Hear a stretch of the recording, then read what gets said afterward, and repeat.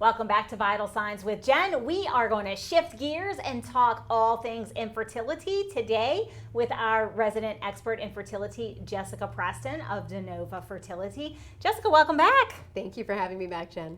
I'm really excited to dive in because we were talking about this before the show, and there are three categories of infertility. Shed some light on what those are and what those look like. Okay, so the best way to, when there's so much for infertility and we get in that boat and we get very confused and scared.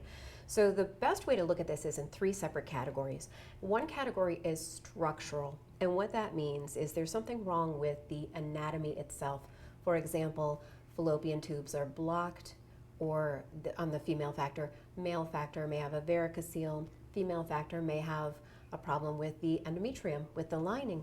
And so that is about 40% of fertility issues, infertility cases.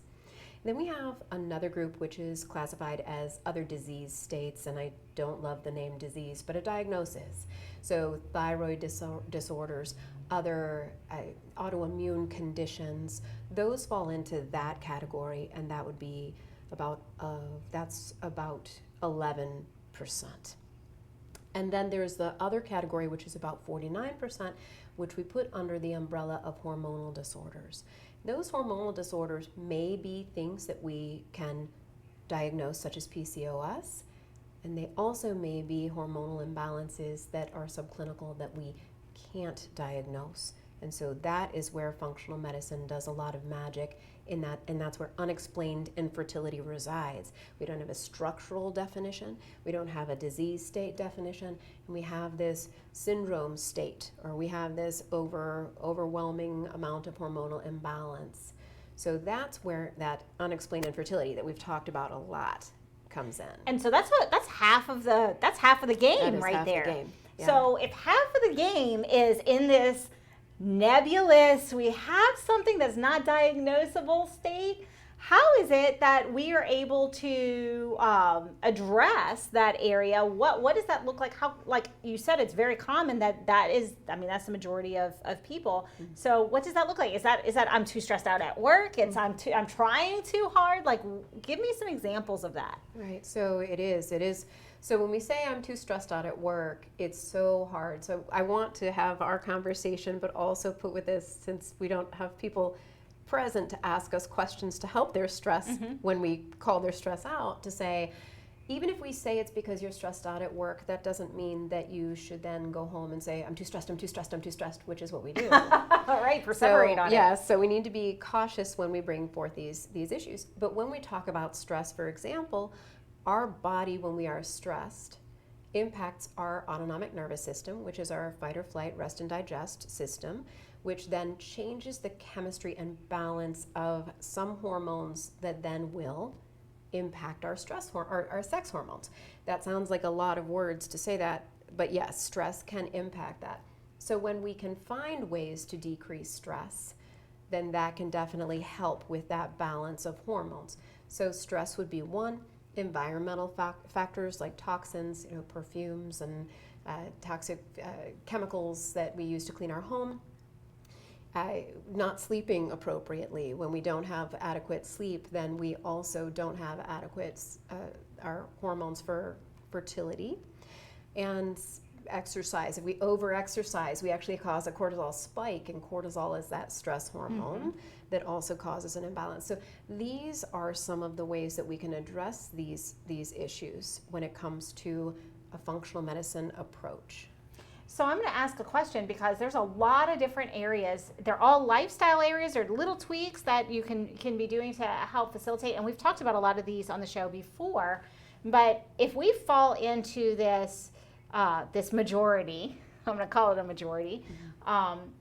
And we're experiencing these symptoms, these challenges, like, what is the one takeaway that I could do today that could help get me move me along in my journey? Or what is the one thing that I need to ask my doctor, for example, because I'm trying to conceive and I'm not, and so I'm getting concerned about it. Like, what is that magic question or the thing that I need to ask to my practitioner or provider so that I can actually move this ballgame forward? So when it comes to conventional medicine, I think the majority of OBGYNs the generalist space and a lot now of the IVF space are understanding that there are some alternative things or holistic things that can be done to be able to improve fertility. We're getting more research, we're getting more data, so we're getting a lot of more support from the conventional medicine community. So asking where you might be able to go for some assistance with that would be great. If your provider says none of that helps you, I would probably ask for a second opinion to see if there is another person who might be able to guide you somewhere that can give you some help. I think it's important to know that you can still have hope. Little tiny steps do make big differences, and just understand that it's scary, and we know it's scary. It's okay for it to be scary, and just kind of take a little bit of a breath and try to make some move forward. And I think above all, what I'm hearing kind of throughout as a theme is don't perseverate on it. Don't worry about it, because the more we tend to perseverate and think about it and think about it and think about it and worry, it only builds a bigger problem. So interrupting that pattern and having some grace with ourselves, with our partner, is a really good first step as well. Yeah, if you are perseverating, please be sure to, we need to find help, because sometimes when we tell ourselves to stop overthinking, we every time we say stop overthinking, we can't stop overthinking. We have a big brain. Our brains are wired to think. That's exactly it. And so find some help. Talk to your partner. We've talked about partners before a lot too. Talk to a mental health specialist. Talk to somebody who works in mindfulness. Talk to somebody who works in functional medicine. Talk to somebody who works with polyvagal theory. All of these are really, really helpful areas to be able to get tools where you can stop yourself from that perseveration and maybe give yourself some kindness. So if we can stop ourselves and try to stop thinking, there's one little tool that I'd love to give you. I'm so excited. I love tools. So I can't remember. I'm so sorry. I can't remember where I learned this from. But if your brain is going and going and going, I want you to think to yourself, what is your next thought going to be? There isn't one when you think that. No, and it actually stops you from thinking. And so it just gives your moment a pause. It gives you a little bit of a pause and a little bit of a breath, and then maybe you can even laugh a little bit at it. There's that stop and notice that you're thinking too much. Notice there's an emotional feeling with it, and then allow that emotional feeling to sit with you. Try not to think about what made you feel that way. Just let it sit in your body, accept it as being human, and then try to let it go. I love it. So the next time, and this applies to anything. It does, when you're really. worrying about anything, you're worried about the test results, you're worried about anything, just stop. Yeah. And what is my next thought going to be? It literally stopped me in my tracks. That was fascinating. It does. Hopefully you tried this at home. Yeah. Okay, Jessica, so for everyone who is listening and watching, they've been following you, they've been watching this because we've had you on a couple of times now.